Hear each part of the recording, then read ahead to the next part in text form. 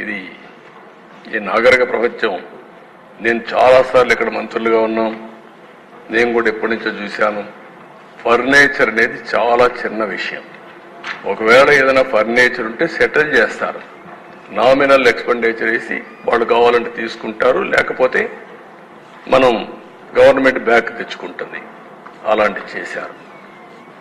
వంగలపూడి అనిత అధ్యక్ష పులివెందల్లో అక్కడ ఒక మహిళని రేప్ చేసి ప్రొటెస్ట్ చేయడానికి పోతే ఆ అమ్మాయి పైన ఎస్సీ ఎస్టీ అట్రాసిటీ యాక్ట్ పెడతారు. ఎస్సీ పైన ఎస్సీ ఎస్టీ అట్రాసిటీ యాక్ట్ పెట్టే ప్రభుత్వం ఇది. ఇక్కడ ఇంకొక ఎమ్మెల్యే కూడా ఉన్నాడు, మన మడకసిర ఎమ్మెల్యే రాజు, ఆయన కూడా ఉన్నాడు ఆ కేసులో. అయ్యాను పాత్ర సరే అధ్యక్ష, మీ మీద ఎస్సీ ఎస్టీ అట్రాసిటీ యాక్ట్ పెట్టారు, కడాన అటెంప్ట్ రేపు కూడా కేసు పెట్టారు మీ మీద. ఏం చెప్పాలి అధ్యక్ష, ఉన్మాదానికి పరాకాష్ట ఇవన్నీ. You are the senior most leader of the state. మీ సీనియారిటీకైనా గౌరవించి ఉండాలి. ఈరోజు బుచ్చయ్య చౌదరి తర్వాత ఈ అసెంబ్లీలో సీనియర్ మోస్ట్ అంటే అది మీరే ఉన్నారంటే అది ప్రజలు మీ మీద పెట్టుకున్న నమ్మకం. దీనికి ఇన్ని సంవత్సరాలుగా మీ జీవితంలో మీరు ప్రవర్తించిన తీరు, మీ నడవడిక, అలాంటి వ్యక్తి పైన కేసులు పెట్టే పరిస్థితికి వచ్చారు. దేవినేని ఉమా రిజర్వ్ అటవీ ప్రాంతంలో అక్రమ క్వారీయింగ్ జరిగిందంటే ఆయన పైన కేసులు పెట్టే పరిస్థితికి వచ్చారు.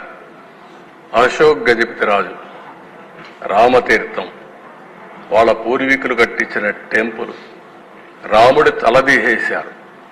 ఇదే అన్యాయం అని వస్తే ఆయన మీద కేసు పెడతారు. ఇంకా అచ్చెన్నాయుడు గారు, పోలీసులు, ఆనాటి పోలీసులు గోడ దూకి ఇంట్లోకి వెళ్లి ఫైల్స్ ఆపరేషన్ చేసుకున్నాడు. ఫైల్స్ ఆపరేషన్ చేసుకున్న వ్యక్తిని 600 కిలోమీటర్లు తీసుకొచ్చారు నాన్ స్టాప్ గా. అంటే ఎంత ఇన్హ్యూమనో దీన్ని బట్టి మనకు అర్థమవుతుంది దిశ.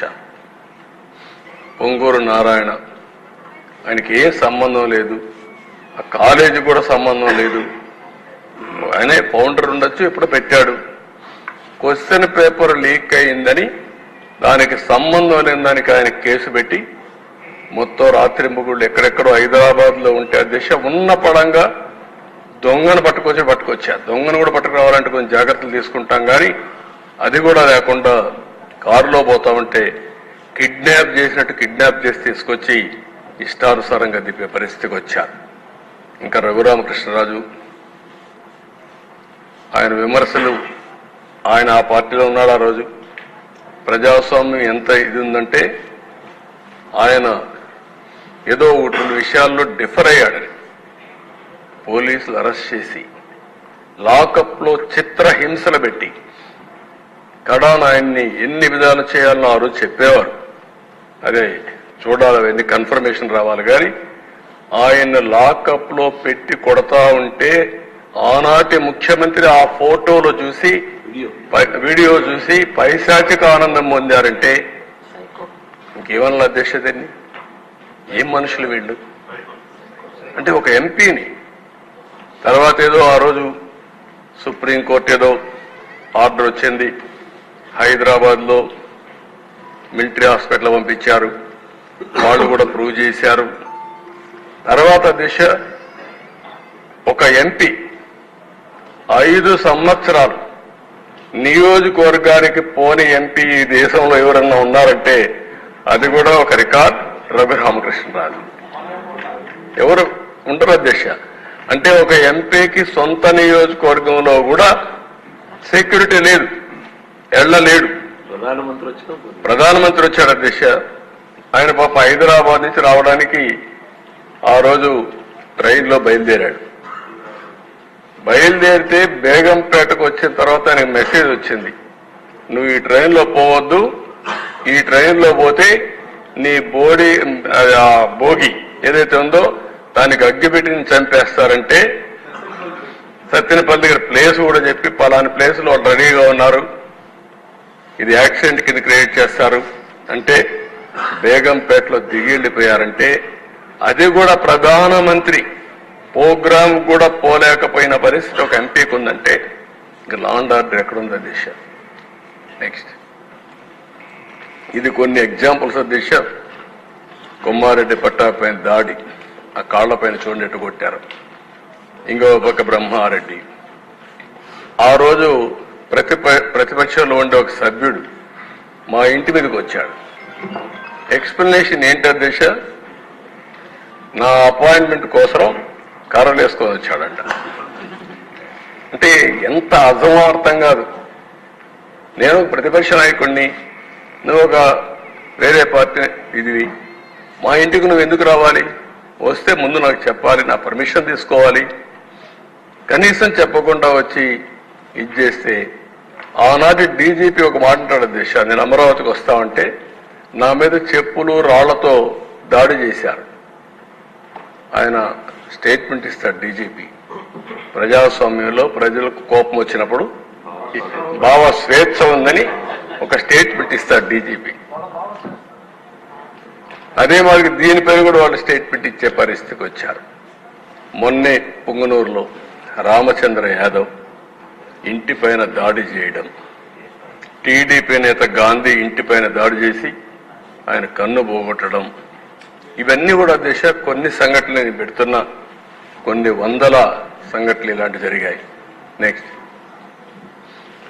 ఇక్కడ దేశ పార్టీ ఆఫీసుల పైన, ఒకటి Telugu Desam party national office, Gannavaram party Telugu Desam party, టెక్కల్లో జనసేన కార్యాలయం, ఆఫీసుల పైన దాడి చేసే సంస్కృతి ఎందుకు అధ్యక్ష తెలుగుదేశం పార్టీని పైన చేశారు?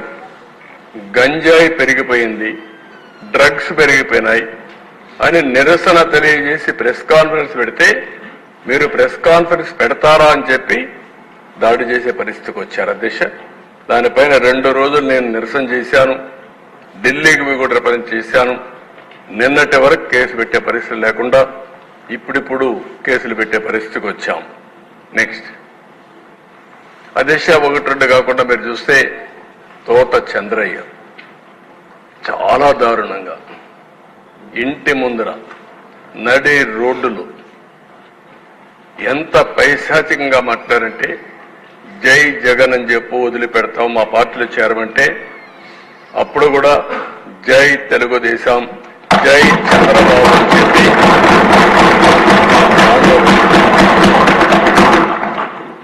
చాలా కర్కశంగా మెడ మీద కత్తిపెట్టి నరికేశారు.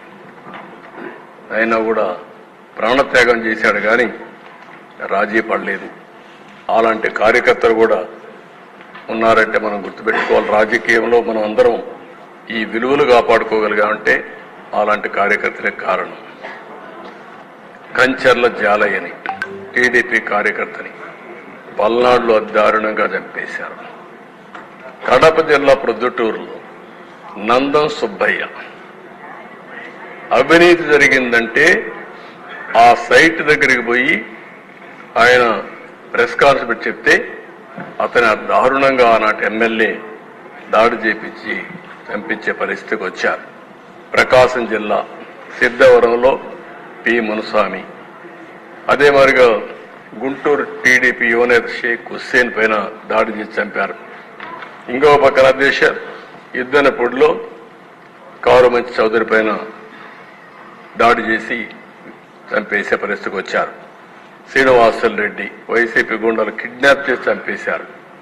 పల్నాడులో ఎమ్మెల్యే వెంకటలక్ష్మి పైన, శేషగిరి పైన, అక్కడ మాణిక్యరావు అని వీళ్ళందరిపైన దాడులు చేసి మొన్న కూడా విపరీతంగా హింసించే పరిస్థితికి వచ్చారు.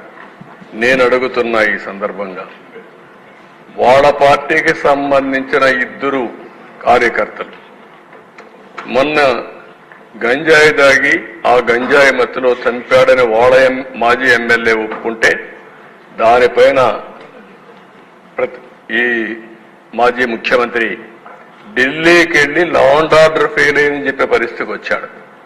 నేను అడుగుతున్న ఈ సంఘటనలపైన ఒక్కరోజు సమీక్ష చేసిన దాఖలాలు ఉన్నాయా అని సమాధానం చెప్పమని అడుగుతున్నా. అంటే రాజకీయం ఎంత దుర్మార్గంగా చేస్తుంటే నేను రాజకీయాలకు భయపడే దిశ. నిన్న కూడా చెప్పాను, లా అండ్ ఆర్డర్ మెయింటైన్ చేయడం మన ప్రభుత్వం, ఎన్డీఏ ప్రభుత్వం యొక్క బాధ్యత. తప్పకుండా మెయింటైన్ చేస్తాం. తప్పుడు రాజకీయాలు చేస్తే మాత్రం ఏమాత్రం లెక్క పెట్టుకోమని చెప్పి కూడా నేను మీకు తెలియజేస్తున్నా. నెక్స్ట్ అధ్యక్ష ఇది ఒక్కసారి మీరు చూస్తే ఎన్ని కేసులు పెట్టారంటే ప్రతిపక్ష రాజకీయ పార్టీ కార్యకలాపాలను నియంత్రించడానికి జీవో నెంబర్ 1 జీవో తీసుకొచ్చాం. మనం ఎక్కడ పోయినా మీటింగ్లు పెట్టకూడదు. ఆ